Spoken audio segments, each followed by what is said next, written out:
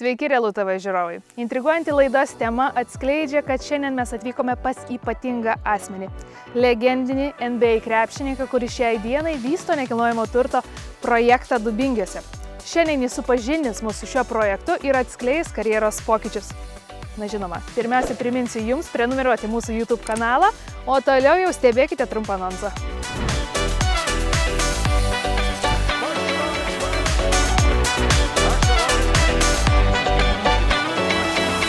Kaip atsitiko, kad atsidūrėt NT versle? Dubingių vilos galbūt skirtos žmonėms, kurie myli save. Tai yra kokybišką gyvenimo būdą. Kas pelningiau? Va tam, kas svarsto. Ar krepšinio karjera, ar visgi nekilnojamo turto verslo vystymas Lietuvoje?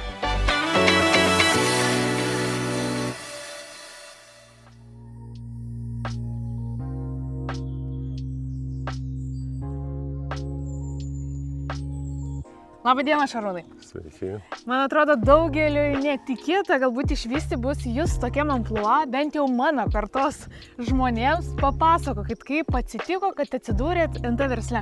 Aš tam versle tai esu labai nuo seno. Dar teko atidaryti viešbutį pirmąjį privatų 91-2 metais Vilniui. Forum Pelas yra, kaip pasakyti, sugalvotas visas nuo servetėlės. Tai šitas dalykas nėra svetimas, o dabar sugalvojam, kad Dubingiai, kaip sakant, reikia dalintis grožius su kitais kartu. Šarūnai, sakykit, kuo jums pačiam patrauklus visas šitas projektas vystomas Dubingiuose? Yra sąlyginai unikalus, kadangi teko gyventi man 10 metų valstijose, ten yra tokios bendruomenės, kūrėsi prie golfo laukų. Kadangi pas mus golfas galbūt nėra toks populiarus kaip tenisas, o padelis ypač dabar, tai aš galvoju, kad bendras vardiklis žmonių vis tiek turi būti socializacija, bendravimas ir žaidimas. Tai čia. Bet kas nenori socializacijos, gali pasiimti valtį, plaukti Dubingių ežero ilgiausiai Lietuvos. Todėl mane labai traukia čia. Šarūnai, ar nesupyksit, jeigu paklausiu, kadangi visi jūs žino kaip krepšinio legendą ir sėkmingą tokį talentą, kas pelningiau? Va tam, kas svarsto, ar krepšinio karjera, ar visgi nekilnojamo turto verslo vystymas Lietuvoje? Kaip pasakyti, jeigu yra tokių gabumų, tokių, kad gali žaisti šiandien NBA, tada tai, kaip sakant, su Sabonio Domanto atlyginimu, tada nereikia NT verslo, bet jeigu ne toks talentingas žmogus, tai manau, kad NT verslas yra, neblogas užsiėmimas. Dubingių piliavietė yra skaitoma, kad viena iš 3-4 žemiausių Lietuvos vietų čia. Rudėjai Radvilos perlaidoti, čia Barbora Radvilaitė, keliais vaikščiojo aplinkui čia. Tai sakant, tokia istorinė vieta, nežinau, ta energetika jaučiasi senovės, bet mes paprasčiausiai jaučiamės patogiai. Ir aišku, norisi pasiūlyti žmonėms čia būti šalia. Na, ne kasdien tenka kalbinti Lietuvos žvaigždės, neslėpsiu, buvo tikrai maloni pažintis. Bet iš tikrųjų, man smalsu sužinoti daugiau detalių apie pačias parduodamas Dubingių vilas. Todėl pasikviečiau Capital Experts brokerę Imandrą. Sveiki! Sveika, Goda. Tikiuosi, jau esi sužavėta šitą nuostabią oazę rojaus kampeliu. Kokie pagrindiniai akcentai yra apie patį projektą iš jūsų pusės papasakoti? Tai Dubingių vila sudarė 13 vilų, kuriuose yra 4 apartamentai.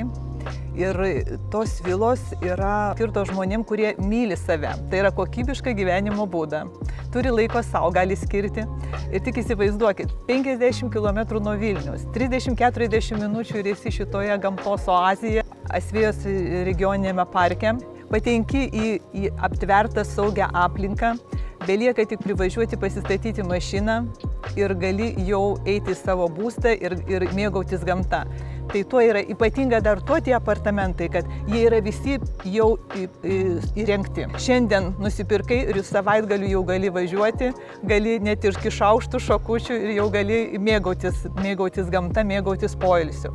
Net ir yra sakoma, šeimininkai sako, jeigu dar trūksta apsisprendimo pirkti ar nepirkti, tai netgi leidžiama 2 naktis permiegoti, kad įsitikintum, kad paukštelių šilbėjimas netrukdo tavo miegui. Imandra, atsivedėt mane į vieną iš apartamentų. Esame ant terasos. Kiekvienas apartamentas, matau, turi ir savo kiemelį. Papasakokit apie gal išplanavimą, kas priklauso. Kiekvienas apartamentas turi arba terasą, antras aukštas turi balkoną. Dar kiekvienam apartamentui priklauso stovėjimo vieta, parkavimo vieta, kur gali atvažiavęs pasistatyti saugiai mašiną.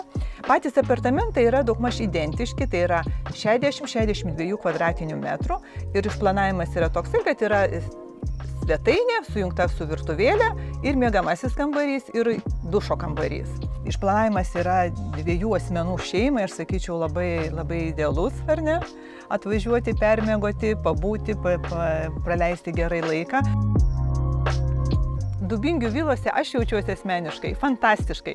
Tai atgaiva ir sielai, ir kūnui. Atvažiuokite ir jūs, apturėsite ir jūs tokį pat malonumą. Aprodysiu jums apartamentus, galėsime sužaisti padėlį ar tenisą, paplaukioti valtelį, išsimaudyti. Laukiu jūsų. Skambinkite, rašykite man.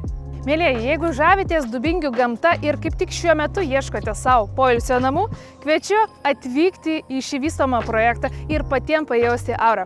Arba susisiekite su Capital Brokerė Imandra, jos kontaktai nurodyti apačioje.